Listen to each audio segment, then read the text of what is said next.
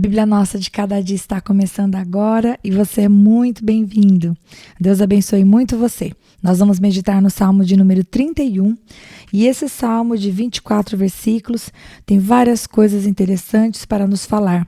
Inclusive, algumas frases, alguns trechos desse Salmo foram mencionados por outras pessoas ao longo da palavra de Deus e nós vamos buscar por esses textos enquanto meditamos naquilo que Davi está querendo falar conosco aqui. Não é mesmo? Então, eu quero começar esse salmo lendo do versículo 1 até o versículo 8 e você acompanha comigo. Diz assim: Em ti, Senhor, me refugio. Nunca permitas que eu seja humilhado. Livra-me pela tua justiça. Inclina os teus ouvidos para mim. Vem, livra-me depressa. Sê minha rocha de refúgio, uma fortaleza poderosa para me salvar. Sim, tu és a minha rocha e a minha fortaleza. Por amor do teu nome, conduz-me e guia-me. Tira-me da armadilha que me preparam, pois tu és o meu refúgio. Nas tuas mãos entrego o meu espírito. Resgata-me, Senhor, Deus da verdade. Odeio aqueles que se apegam a ídolos inúteis. Eu, porém, confio no Senhor. Exultarei com grande alegria por teu amor, pois viste a minha aflição e conheceste a angústia da minha alma. Não me entregaste nas mãos dos meus inimigos, deste-me segurança e liberdade. E eu vou fazer a leitura até aqui, porque durante a leitura desse salmo, a gente observa que Davi, por duas vezes, ele parte da angústia para a certeza de que a angústia do seu peito, é o seu ponto de partida, e ele chega naquela certeza de que o Senhor está no controle e vai cuidar dele. Ele faz isso do versículo 1 até o versículo 8, e depois ele recomeça do versículo 9 até o 24. Então eu vou parar a leitura aqui no versículo 8. E para início de conversa, nesse pequeno trecho, de 8 versículos, Davi usa por 3 vezes a palavra refúgio. E quando é que nós buscamos por refúgio, meus queridos? Buscamos por refúgio quando precisamos de proteção, quando nos sentimos ameaçados por aquilo que está ao nosso entorno, quando precisamos de um descanso, quando precisamos encontrar um pouco de paz e percebemos que essa paz não está onde nós estamos. Então, Davi ele vai afirmar que ele se refugia em uma pessoa, em Deus. Então ele vai dizer, no Senhor eu me refugio. E essa acho que é a primeira lição nossa, Muitas vezes quando nós estamos no sentido sem paz, sem tranquilidade, nós tendemos a buscar refúgio em pessoas, refúgio em distrações, refúgio em comida, nós tendemos a buscar refúgio em várias coisas, Alívio para a nossa alma. A gente quer fazer alguma coisa que nos traga prazer e isso não necessariamente nos ajuda a vencer o problema, não é verdade?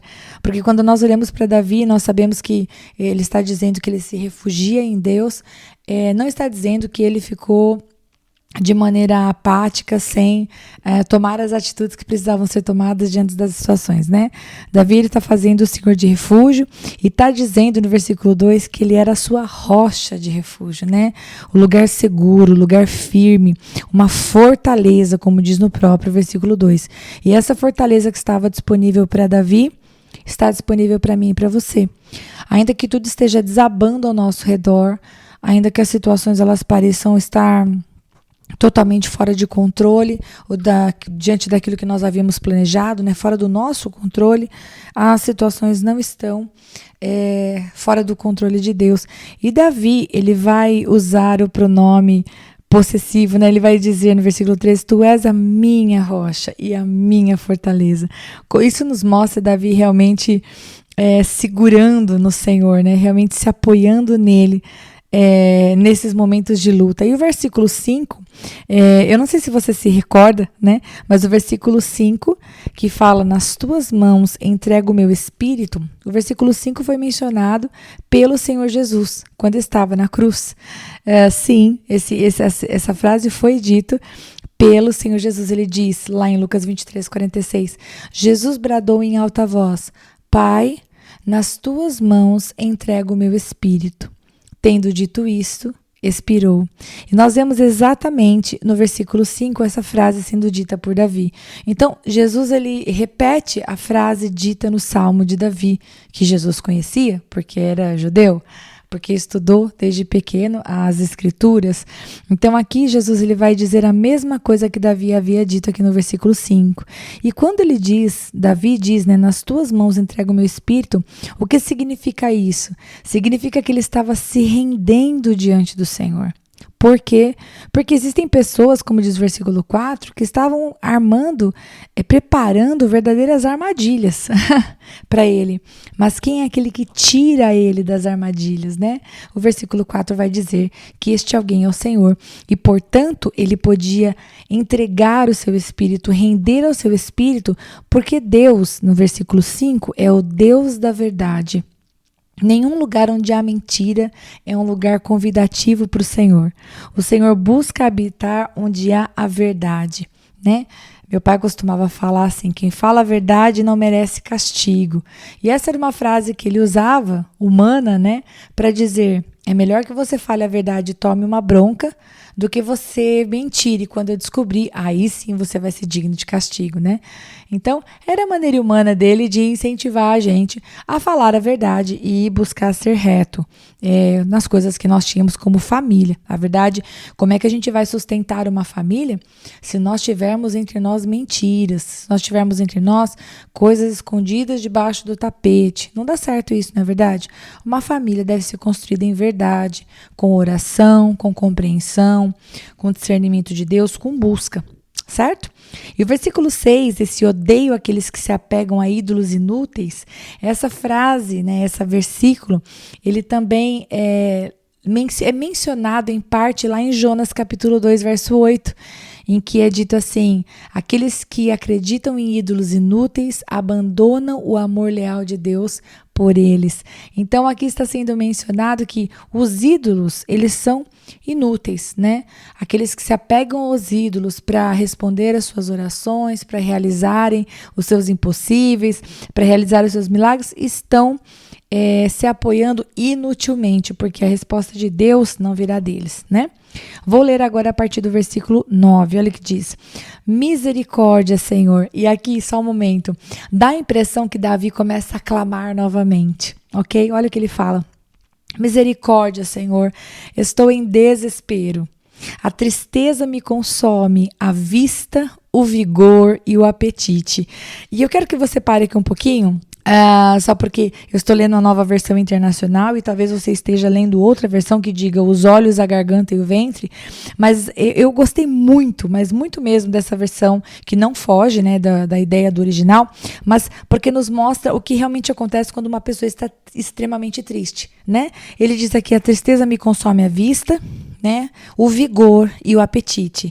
Não é o meu caso, mas algumas pessoas quando estão tristes, elas ficam sem comer, né? Eles consomem o apetite, a falta de vontade, né? Quantas pessoas às vezes estão tristes e isso faz com que elas não tenham nem sequer forças para se levantar da cama. E até mesmo as vistas, né, a maneira de olhar as coisas, de enxergar. E continuando no versículo 10, olha o que diz. Minha vida é consumida pela angústia e os meus anos pelo gemido. Minha aflição esgota as minhas forças e os meus ossos se enfraquecem. Olha como Davi consegue nesse versículo 9, nesse versículo 10, meus queridos, expressar a tristeza de uma maneira tão profunda. E se você não está sentindo essa tristeza tão profunda, talvez, né, você pense, poxa, Rita, não sinto o impacto dessas palavras, mas eu tenho certeza que se você estiver me ouvindo ler esses versículos e nesse momento você tem passado por uma angústia, né, por uma tristeza que tem te consumido, que é o que diz o versículo 10, né, minha vida é consumida pela angústia e os meus anos pelo gemido. Se você tem vivido uma situação que não muda por anos e isso tem trazido tristeza, você entende o que Davi quer dizer com essas palavras e você pode realmente se identificar com a palavra dele, porque Davi, apesar de sentir isto, é muito lindo nós vermos como Deus habita e age na vida de Davi. Ele pode estar sentindo e passando pela situação que for, mas ele busca sempre em Deus forças para se levantar. Então, assim como você pode sentir a angústia e a tristeza que Davi sentiu, você também pode se levantar como Davi, na força do Senhor Deus, para fazer algo diferente. Verso 11. Por causa de todos os meus adversários, sou motivo de ultraje para os meus vizinhos e de medo para os meus amigos. Os que me veem na rua fogem de mim. Sou esquecido por eles como se estivesse morto. Tornei-me como um pote quebrado. Ouço muitos cochicharem a meu respeito. O pavor me domina, pois conspiram contra mim, tramando tirar-me a vida. Preste atenção. Aqui Davi ele vai descrever o fato de que ele foi abandonado, né? além dos inimigos dele, né? Vamos dizer assim, falarem mal dele, também os seus amigos têm medo de andar com ele, porque afinal de contas, se ele está como um pote quebrado, que tipo de favor Davi poderia dar, né? Então a gente vê que na verdade era uma amizade um tanto interesseira. E esse último versículo que eu li, que é o versículo 13, que fala: há cochichos e conspiram contra mim. Há um texto que também se remete a esse aqui, que está lá em Jeremias 20:10, e que fala assim, ó: ouço muitos comentando, pavor por todos os lados, denuncie-no, vamos denunciá-lo. Todos os meus amigos estão esperando que eu tropece e dizem, talvez ele se deixe enganar. Então nós o venceremos e nos vingaremos dele. E a gente vê aqui nas palavras de Jeremias, assim como a gente vê nas palavras de Davi, que essa qualidade de amigo aqui descrita não era das melhores, não é mesmo? Como é que você pode imaginar que um companheiro, né, uma pessoa que está ali do seu lado, queira o seu mal, né, esteja conspirando ou esteja se envergonhando ou com medo de estar com você? Bom, vamos seguir o exemplo de Davi? Vamos olhar para isso, ao invés de a gente ficar com raiva dessas pessoas, pensando, que amigos de Araque, que gente mais falsa, que nós possamos continuar fazendo como Davi e pedindo a ajuda dele. E falando, Deus, ainda que eu esteja só, em termos de pessoas, eu não estou sozinha porque o Senhor está comigo. E maiores são aqueles que estão comigo do que aqueles que estão contra mim. Olha o versículo 14. Mas eu confio em ti, Senhor. Então ele vai dizer que apesar dos inimigos tramarem contra ele e os amigos terem medo dele, né, evitarem a companhia dele, ele vai dizer, eu confio em ti, Senhor. Versículo 14. E digo, tu és o meu Deus, o meu futuro está nas tuas mãos. Eu acho que você devia escrever isso aí em algum lugar, viu? Tem que abrir essas aspas e colocar Salmo 31:15 e dizer, o meu futuro está nas tuas mãos. Livra-me dos meus inimigos e daqueles que me perseguem. Faz o teu rosto resplandecer sobre o teu servo. Salva-me por teu amor leal. E eu acho que você lembrou, né, do versículo lá de número 6:25. Número 6:25 faz referência ao Senhor resplandecer o rosto sobre nós, né? Lembra da bênção? O Senhor o abençoe e o guarde. O Senhor faça resplandecer o seu rosto sobre ti e lhe conceda graça, o Senhor volte o rosto para você e lhe dê paz, ok? Então aqui Davi está mencionando aquela bênção, né? Faz o teu rosto resplandecer sobre o teu servo, salva-me por teu amor leal. Versículo 17, não permitas que eu seja humilhado, Senhor, pois tenho clamado a ti, mas que os ímpios sejam humilhados e calados fiquem no Sheol. Sejam emudecidos os seus lábios mentirosos, pois com arrogância e desprezo humilham os justos. E a gente vê aqui Davi pedindo justiça, né? Pedindo que o Senhor coloque a mão e livre, salve, se ponha entre ele os inimigos. Verso 19. Como é grande a tua bondade, que reservaste para aqueles que te temem, e que à vista dos homens concedes àqueles que se refugiam em ti. Mais uma vez ele vai usar a palavra refúgio, né? No abrigo da tua presença os escondes das intrigas dos homens. Olha que legal. Todas as vezes que você estiver ouvindo sua mãe falar mal, seu padrasto, sua madrasta, seus irmãos, seus cunhados, seu chefe, toda vez que alguém falar mal e causar intrigas ao seu redor, coisas que você não tem feito, acusações que são falsas porque você não tem feito o que está sendo dito, você pode, claro, tentar se explicar, você pode, claro, orar ao Senhor, mas eu quero que você tome esse versículo 20 como um lema de vida, né? No abrigo da tua presença os escondes das intrigas dos homens. Então você pode falar para o Senhor, Pai, me leva à tua presença, me abriga na tua presença. Senhor, tira dos meus ouvidos, tira da minha mente, Senhor, tira do meu coração essas coisas que estão falando porque não são verdade. Senhor, não me deixa ser abatido pelas mentiras daqueles que querem roubar de mim a alegria da minha salvação. Você pode pedir isso para Deus. Continuando a leitura na metade do versículo 20. Na tua habitação os proteges das línguas acusadoras. Verso 21. Bendito seja o Senhor, pois mostrou o seu maravilhoso amor para comigo. E aqui, Davi conclui, né? Agradecendo ao Senhor. Por quê?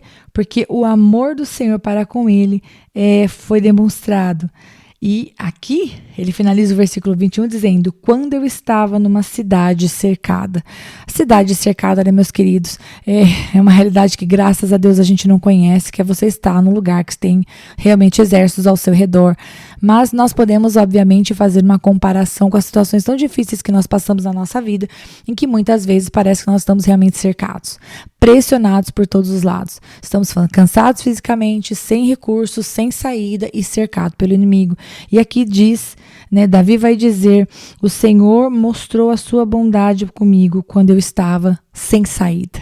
Né? Uma cidade cercada, acho que seria um bom substituto, seria, né? Um sinônimo seria sem saída. Verso 22. Alarmado, e alarmado é a versão que nós vemos na Nova Versão Internacional, mas se você estiver lendo a revista atualizada, que eu acho que nesse sentido ficou muito bom, porque diz, na minha pressa. Então, apressadamente, Davi disse, fui excluído da tua presença. Contudo, ouviste as minhas súplicas quando clamei a ti por socorro. Talvez Davi, quando estava no meio da situação, tenha falado com o Senhor e não tenha ouvido a voz do Senhor ou a resposta dele. E aí, apressadamente ou alarmado, né, ou na sua pressa, ele pensou, meu Deus não está me ouvindo, né, o Senhor não me respondeu. E isso não era uma verdade. Verso 23. Amem o Senhor todos vocês, os seus santos. E santos são aqueles que são participantes da aliança do Senhor, ok, queridos? Que são fiéis à aliança do Senhor. Eu sou santo, eu sou uma santa no Senhor, eu sou separada para o Senhor. Não sou justa, não tenho nada de bom em mim, sou justificado por Cristo. Você é um santo do Senhor também. Você foi separado, santificado para o Senhor. Amém? Continuando o versículo. O Senhor preserva os fiéis, mas aos arrogantes dá o que merecem. Sejam fortes e corajosos, todos vocês que esperam no Senhor. E aí, como nós vimos, o versículo 23 e 24, Davi se volta para nós, né, para os leitores, para os ouvintes, e ele vai dar uma ordem, né? Ele vai dizer, sejam fortes e corajosos, no versículo 24, né?